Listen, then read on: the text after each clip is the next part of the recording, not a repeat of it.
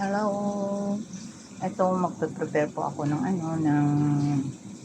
for dinner namin. Ito ipa-fry ko mamaya itong broccoli.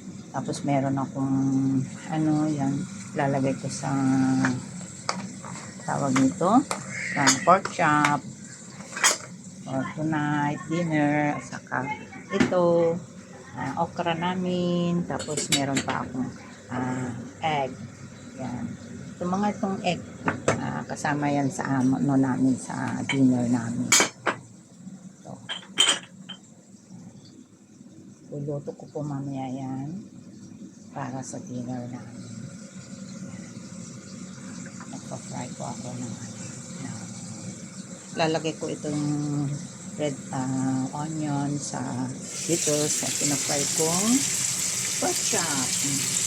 After na ma-fry ito mamaya, yan, i-mix ko po yung i-fry ko din yung onion. After yung onion, yan, paghaluin ko na sila, silagay ko sa plate para sa ganon ay ito ay pa-dinner ko na sa kanila. Pag naluto na yan, itong egg na to, at saka itong broccoli, yan ang ipapa-dinner ko. Wala kaming rice, pero yan food kami ngayon. Ito ay healthy food. Takpan muna natin para lalambot siya. Tapos ito, i-boil ko lang. Yan. Malakas ang ano nito, ang daming benefits ng okra.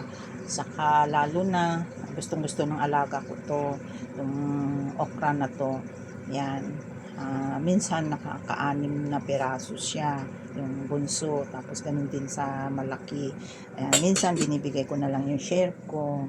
Tapos itong broccoli, basta mga green vegetable, veggies ang ihahanda natin. Yan ay napaka-healthy na food. Maski wala kaming, yan lang ang aking ipapadinner ngayon. Ina-alternate ko lang. Pagka nandito sila, pag lunch, yan,